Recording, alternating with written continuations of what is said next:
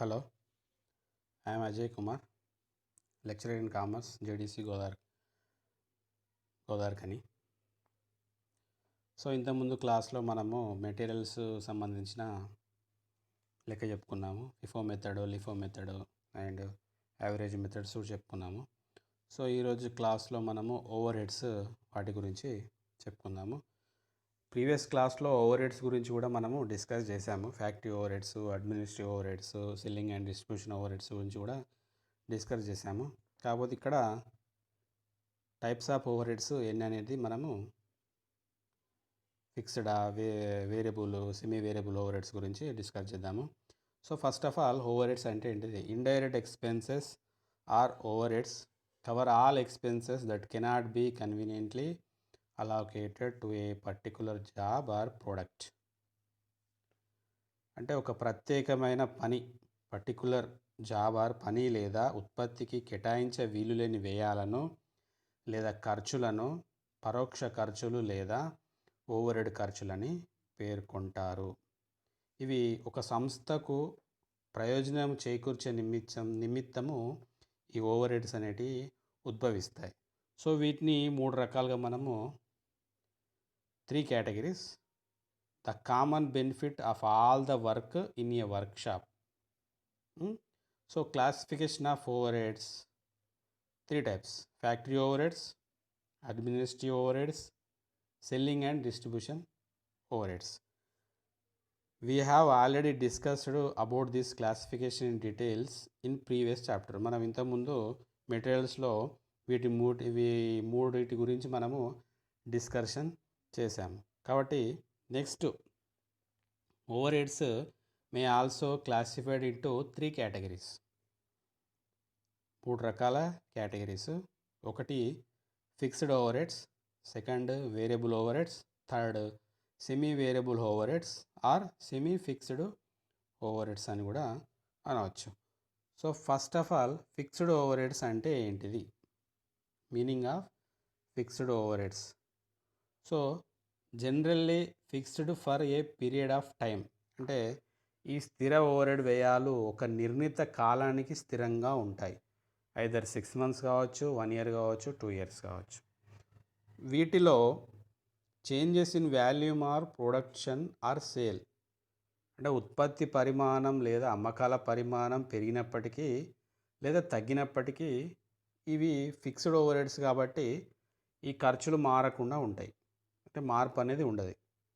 ఒకవేళ ఒక యూనిట్ పరిమాణం తగ్గితే, ఉత్పత్తి పరిమాణం తగ్గినట్లయితే ఆ యూనిట్ యొక్క స్థిర వ్యయం పెరుగును.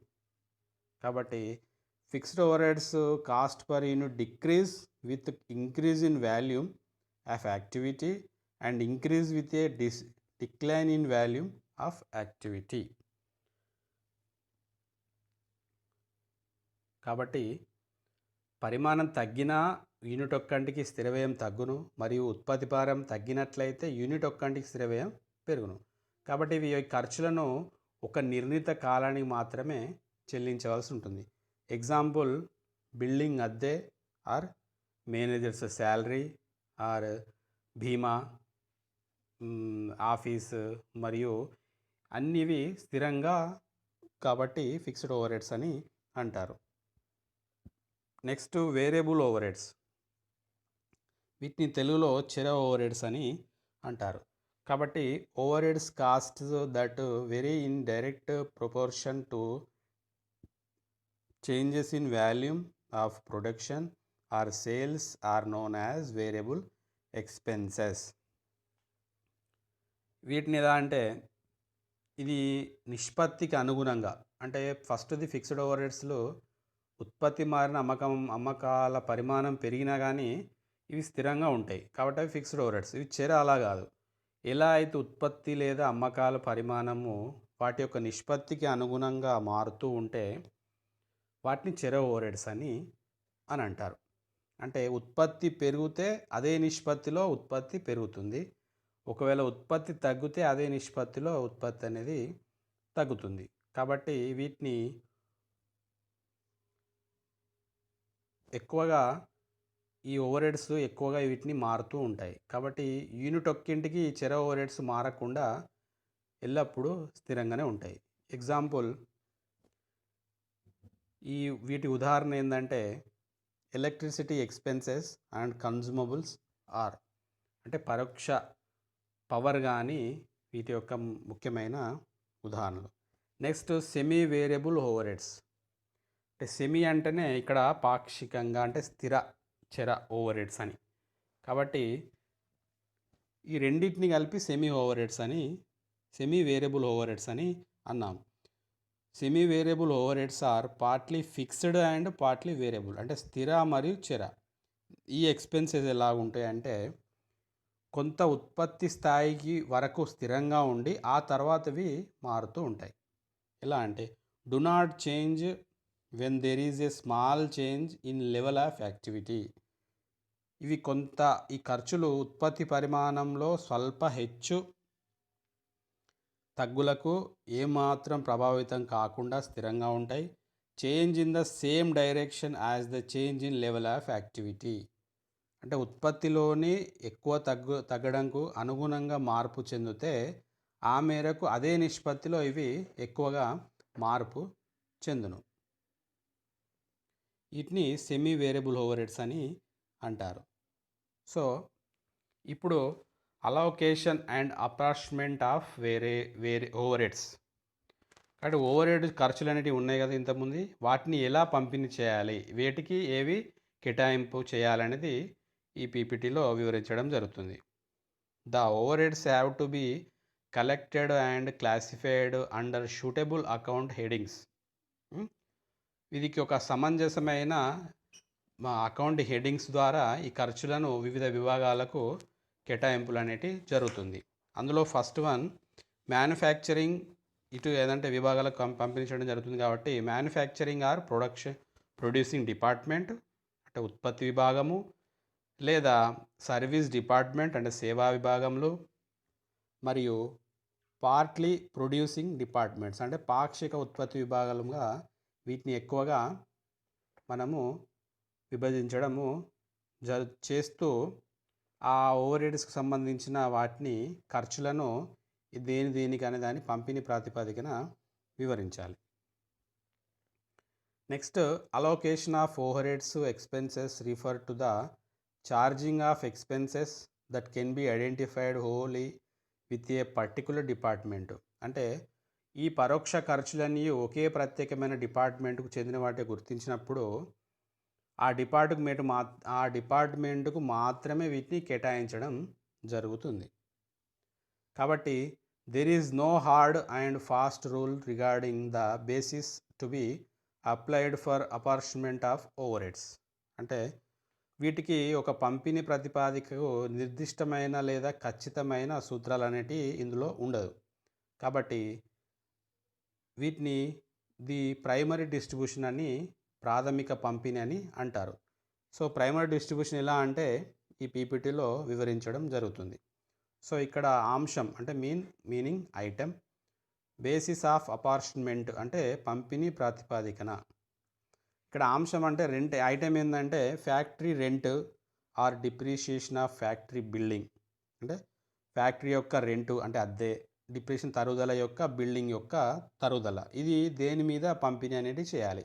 According to the floor area occupied or capital value of the asset, అంటే ఆక్రమించిన స్థల విస్తీర్ణం ప్రకారము లేదా ఆస్తి విలువ ప్రకారము వీటిని ఈ యొక్క అంశంని పంపిణీ ప్రాతిపదికన చేయడం జరుగుతుంది. Number 2 canteen expenses, time keeping, general welfare expenses, ESI contribution of employer, అంటే క్యాంటీన్ ఖర్చులు కావచ్చు, టైం కీపింగ్ ఖర్చులు కావచ్చు, లేదా సంక్షేమ ఖర్చులు కావచ్చు, మరియు యజమానికి చెల్లించిన చందా కావచ్చు.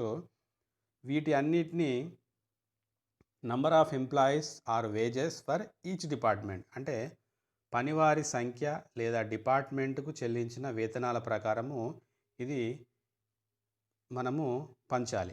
Number 3 depreciation and insurance of machinery, అంటే యంత్రాలపై లేదా బీమా లేదా తరుగుదల.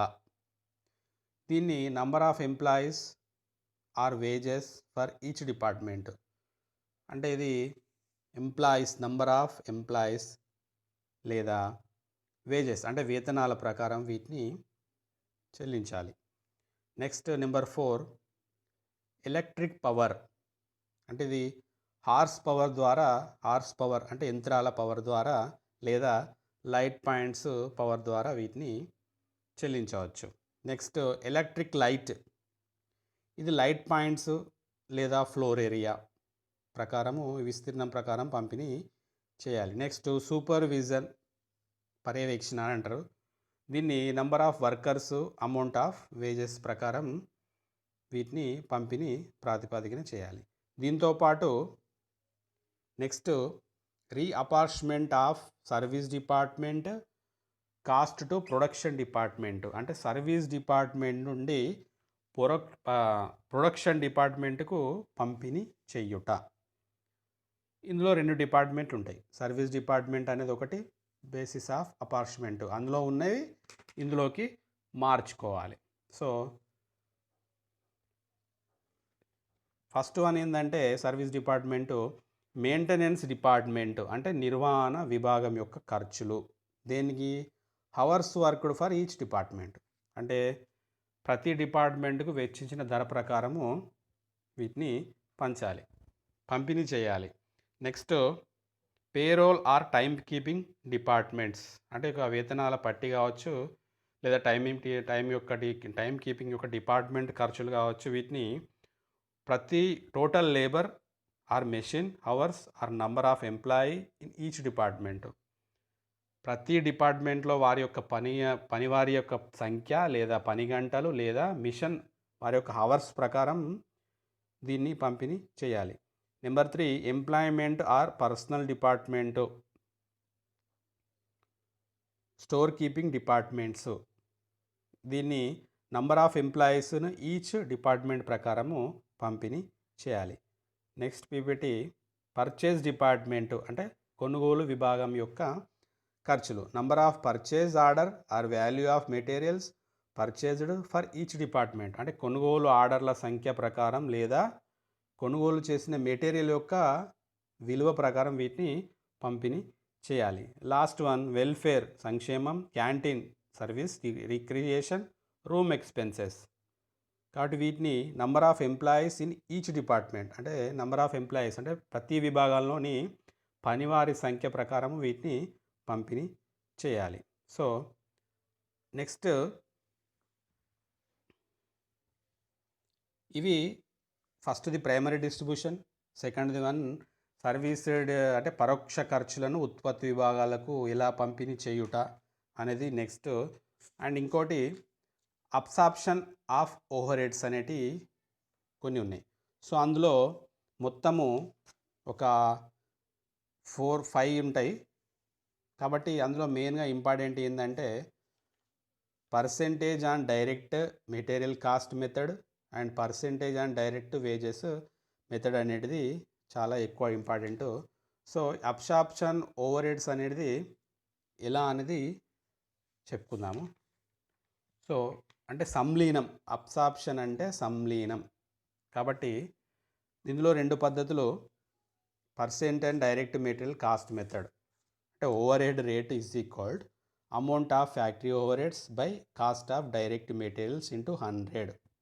ఎలా అంటే ముందుగానే ఫ్యాక్టరీ ఖర్చులు ఒక మెటీరియల్ మీద అంటే ప్రత్యేక డైరెక్ట్ మెటీరియల్ మీద ఎంత శాతం ఉంటాయో కనుక్కుంటారు.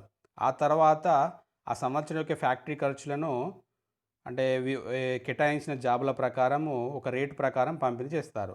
కాబట్టి ఆ ఓవర్ హెడ్ ఖర్చులను రాబట్టుకోవడానికి ఈ కింది సూత్రాన్ని మనము అప్లికేబుల్ చేయాలి. Amount of factory overheads by cost of direct materials into 100. ఇది ఫస్ట్ వన్ అంటే ఇదేంది డైరెక్ట్ మెటీరియల్ మీద. సెకండ్ వన్ ప్రత్యక్ష percentage on direct wages method ప్రత్యక్ష వేతనాల మీద.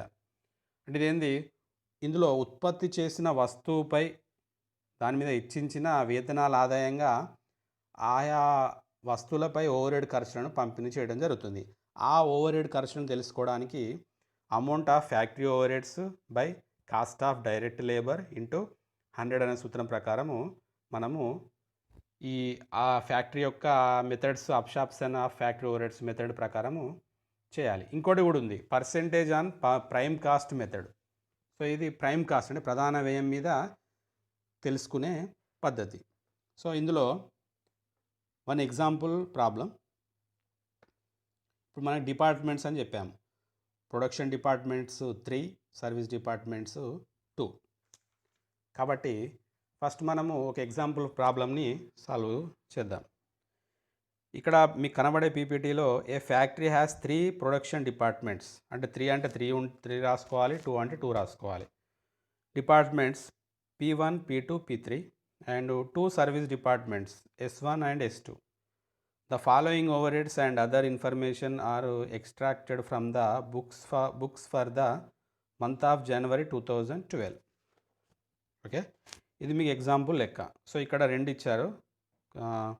ఎక్స్పెన్సెస్ అమౌంట్, ఖర్చులు వాటి యొక్క amount. Rent 6000, repair 3600, depreciation 2700, lighting 600, supervision 9000, fire insurance for stock 3000, ESI contribution 900, power 5400. So next ఇక్కడ పర్టికులర్స్ ఇచ్చి ఏ ప్రోడక్ట్కు ఎంత కేటాయించి అనేది ముందుగానే మనకు లెక్కలో ఇవ్వడం జరుగుతుంది. కాబట్టి particulars area square feet production 1కు 400, అట్లాగే 2కు 3, 3కు 270, సర్వీస్ డిపార్ట్మెంట్ 1కు 150, 2కు 80. Number of workers 54, 48, 36, 24, 18. Wages 18,000, 15,000, 12,000, 9,000, 6,000. Value of plant 72,000, 54,000, 48,000, 6,000. Last one nil. Next stock of value 45,000, 27,000, 18,000. And horse power of plant 600, 400, 300, 150, 50. ఇది మీకు సింపుల్ ఎగ్జాంపుల్ ప్రాబ్లం. సో దీన్ని ఇట్లా మీకు టేబుల్లో రాసుకోవాలి. 1, 2, 3, 4, 5, 6, 7, 8 టేబుల్స్, 7 టేబుల్స్ ఉంటుంది. సో హెడ్డింగ్ ఏంటంటే the primary distribution of over heads is as follows. ఓకేనా. సో ఇక్కడ ఎక్స్పెన్సెస్ ఎంత ఉంది? ఫస్ట్ది రెంట్ ఉంది, ఎంత? 6000. ఓకే, టోటల్లో ఇక్కడ expenses first column, second column total, and third, four, fifth P1, P2, P3, and last 2 S1 and S2. P means production, S means service department. 1, 2, 3 and 1, 2. So these are problem. Rent, so rent ఎంత? 6000. ఇక్కడ మీకు basis of primary distribution ఏం చెప్పాము? Rent అంటే factory rent ఎంత ఉంది, దేని ప్రకారము పంపిణీ చేయాలి? According to the floor area occupied or capital value of the asset ప్రకారము పంపిణీ చేయాలి. సో ఇక్కడ మనకు రెంట్ ఎంత ఉంది? 6000 ఉంది. 6000 ఎంత? ఏరియా స్క్వేర్ ఫీట్ ప్రకారము పంపిణీ చేయాలి. 6000 ఇంటూ 400. 400 ఎక్కడిది సార్ అంటే ప్రొడక్ట్ 1 400 ఇంటూ 1200. 1200 ఎక్కడ అంటే total. Product 1 400, product 2 300, product 3 270, and service department 1 150, and service department 2 80. ఈ టోటల్ క్యాలిక్యులేట్ చేస్తే మనకు 1200 వస్తుంది. సో మనం ఇక్కడ ఏం చేయాలంటే total by 400, 6000 into product 1 400 by total 1200 చేస్తే ఎంత వస్తుంది? 2000 వస్తుంది. అట్లాగే నెక్స్ట్ 6000 ఇక్కడ మనకు రెంట్ యొక్క టోటల్ మారదు కాబట్టి మనము ఏరియా స్క్వేర్ ఫీట్ ఆధారంగా పంపిణీ తీసుకొని ప్రోడక్ట్ 1కి ఎంత, ప్రోడక్ట్ 2కి ఎంత, ప్రోడక్ట్ 3కి ఎంత, అండ్ సర్వీస్ డిపార్ట్మెంట్ 1 అండ్ 2కి ఎంత అనేది మనం ఇక్కడ పంపిణీ అనేది డిస్ట్రిబ్యూషను చేస్తున్నాం. కాబట్టి మనకు టోటల్ ఎంత? 6000. కాబట్టి ప్రోడక్ట్ 1కు 6000 ఇంటూ 400 బై 1200 చేస్తే 2000. అట్లాగే 6000 ఇంటూ 300 ఉందా? 300 బై 1200 చేస్తే ఎంత? 1500 వస్తుంది. నెక్స్ట్ 6000 ఇంటూ 270 డివైడెడ్ బై 1200 చేస్తే ఎంత 1350. నెక్స్ట్ 6000 ఇంటూ 150 బై 1200 చేస్తే ఎంత 750. నెక్స్ట్ 6000 ఇంటూ 80 బై 1200 చేస్తే అక్కడ ఏమి వస్తుంది, అమౌంట్ వస్తుంది. కానీ మనకి ఇక్కడ సర్వీస్ డిపార్ట్మెంట్ 2లో నీళ్ళు అని చూపెట్టింది కాబట్టి ఇక్కడ కూడా ఇవ్వలేదు. కాబట్టి మన అమౌంట్ అనేది వచ్చినా కానీ అక్కడ వేసుకోవద్దు. 400 వేసుకోవాలి. ఇక్కడ నీళ్ళు అని చూపెట్టింది కాబట్టి రిపేర్కు నీళ్ళు అని చూపెట్టింది కాబట్టి నీళ్ళలో వేసుకోవద్దు. నెక్స్ట్ రిపేర్ ఎంత ఉంది, 3600 ఉంది. సో మనకు ప్రైమరీ డిస్ట్రిబ్యూషన్లో రిపేర్ ఏమని ఉంది,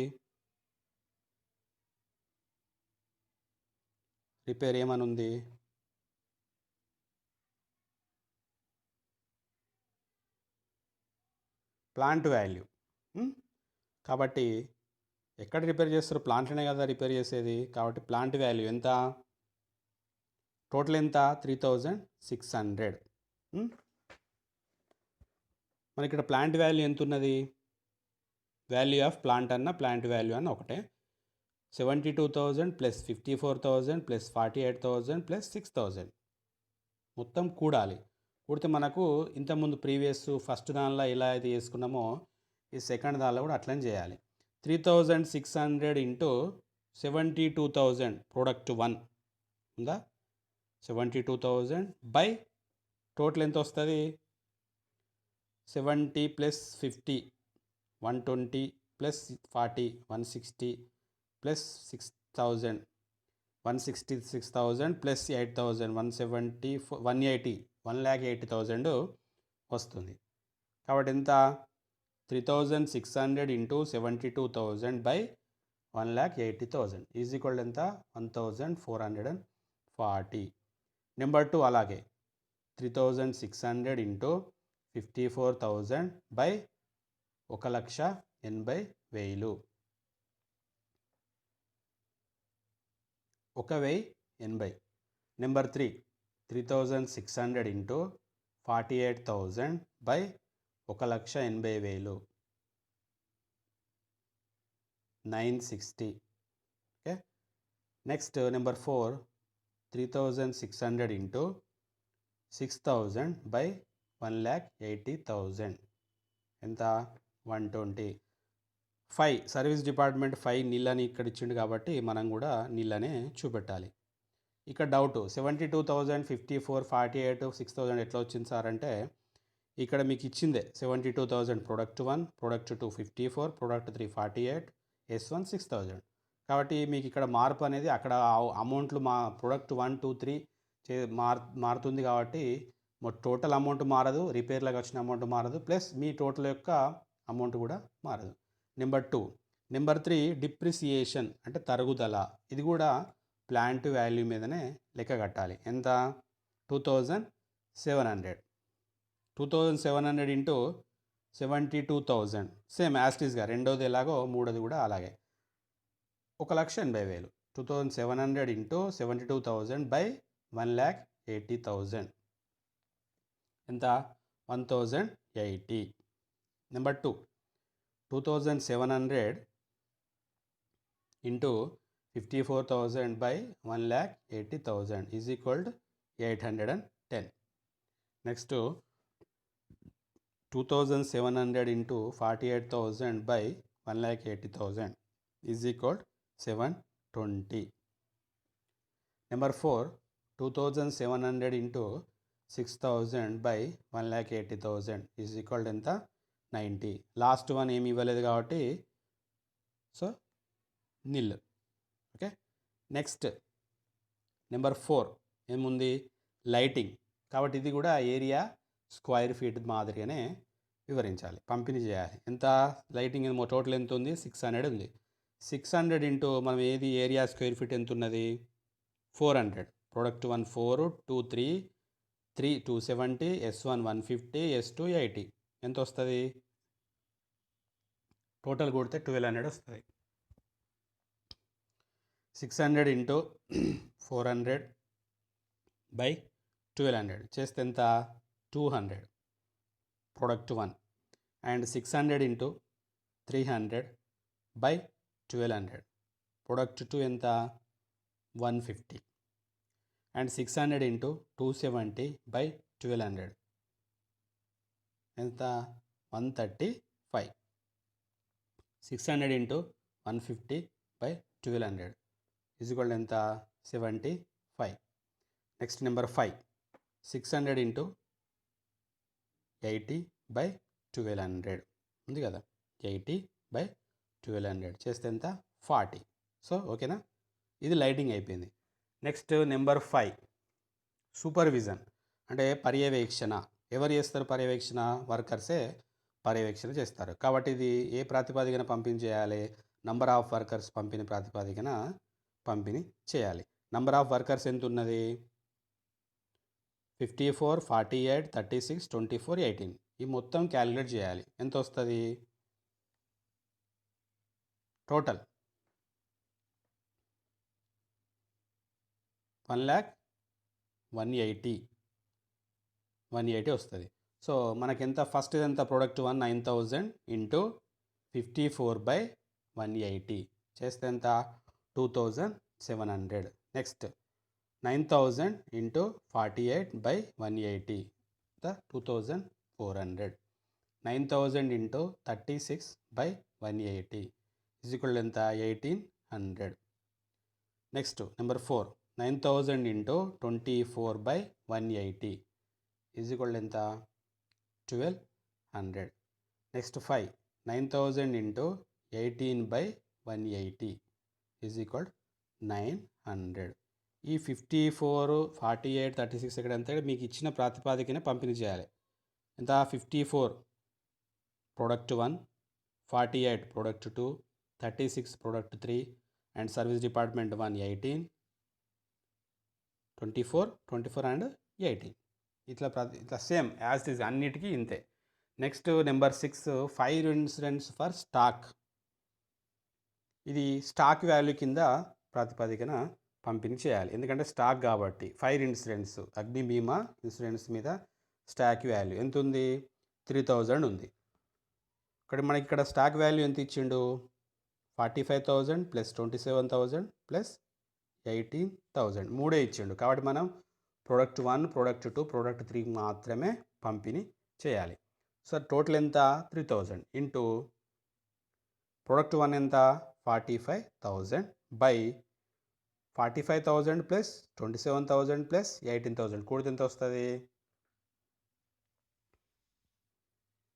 90,000 కాబట్టి product 1 is equal 3,000 into 4,500 by 90,000 is equal ఎంత 1,500 first one number 2 3,000 into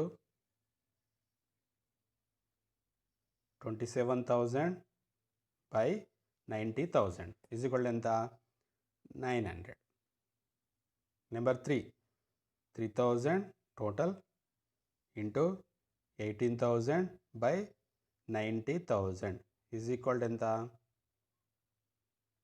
600 only 3 production 1 2 3కి మాత్రమే పంపిణీ చేయమన్నాడు కాబట్టి మనం ఓన్లీ 1 2 3కి మాత్రమే పంపిణీ చేసాము నెక్స్ట్ నెంబర్ 7 ఈఎస్ఐ కాంట్రిబ్యూషన్ ఇది దేనికి పంపిణీ ప్రాతిపదిక చేయాలి ESI contribution is equal to ఇది వేజెస్ మీద మనము పంపిణీ చేయాలి వేజెస్ ఎంత 18,000 15,000 12,000 9,000 6,000 ఇది మొత్తం ప్రోడక్ట్ 1 2 3 అండ్ 1 2 కాబట్టి మనకి ఎంత ఉంది టోటల్ ఈఎస్ఐ కాంట్రిబ్యూషన్ 900 ఉంది కాబట్టి 900 ఇంటూ ఫస్ట్ వన్ ఎంత ప్రోడక్ట్ 1 18,000 బై టోటల్ ఎంత ఆల్ ప్రోడక్ట్ అండ్ సర్వీస్ రెండు కలిపి 60,000 900 into 18,000 by 60,000 is equal to ఎంత 270 first one second one 900 into 15,000 by 60,000 is equal to ఎంత 225 okay number 3 900 into 12,000 by 60,000 180. Next number 4 900 into 9,000 by 60,000 ఎంత 135. Next number 5 900 into 6,000 by 60,000 is equal to ఎంత 90. Okay, last one power ఎంత actual amount 5,400. దీన్ని ఏంది our horse power of plant ప్రాతిపాదికన మనము విభజించాలి, పంపిణీ ప్రాతిపాదికన చేయాలి. హార్స్ పవర్ ప్లాంట్ ఎంత ఉంది 600 + 400 + 300 13 150 1450 + 50 1500. కాబట్టి టోటల్ ఎంత 1500. పర్ డిపార్ట్మెంట్కు ప్రొడక్ట్ 1 ఎంత 600. ఇక్కడ మొత్తం టోటల్ ఎంత 5,400. So 5,400 into 600 by 1500 is equal 2160. Number 2 5,400 into 400 by 1500 is equal 1,440. Number 3 5,400 into 300 by 1500 is equal 1,080. Number 4 5,400 into 150 by 1500 is equal 540. The last one number 5 5,400 into 80 by 1500 is equal 180. So ఇది పంపిణీ ప్రాతిపాదికన ఒక చిన్న example. అంటే మనకు లెక్కలో ఇది ఆ విధంగా ఇస్తాడు, మనకు ఎక్స్పెన్సెస్ ఇచ్చి అమౌంట్ ఇస్తాడు. కాబట్టి ఏ పంపిణీ ఎలా తీసుకుంటారనేది మనం ఇక్కడ వివరించాలి. ఇక్కడ అంటే ఈ రెంట్ దేని ప్రకారం తీసుకుంటారు, రిపేర్ దేని ప్రకారం తీసుకుంటారు అనేది మనం వివరిస్తూ ఎన్ని ప్రోడక్ట్స్ ఇస్తే అన్ని ప్రోడక్ట్కు మనము డిస్ట్రిబ్యూషన్ చేసుకుంటూ ప్రొడక్షన్ డిపార్ట్మెంట్ కావచ్చు, సర్వీస్ డిపార్ట్మెంట్ కావచ్చు, రెండింటికి మనము డిస్ట్రిబ్యూషన్ చేస్తూ లెక్క చేయాలి. దీస్ ఆర్ ఎగ్జాంపుల్ లెక్క కాబట్టి ప్రాబ్లమ్ ఆఫ్ ఎగ్జాంపుల్. సో ఇది మీకు మొత్తం టోటల్ ప్రోడక్ట్ 1 ప్రోడక్ట్ 2 ప్రోడక్ట్ 3 ఇట్లా నిలువుగా కూడాలి. కాబట్టి ఎంత ఫస్ట్ ప్రోడక్ట్ 1 ఎంత 11, మొత్తం టోటల్ ఎంత 31,200. టోటల్ ఎంత ఇక్కడ 31,200 మైనస్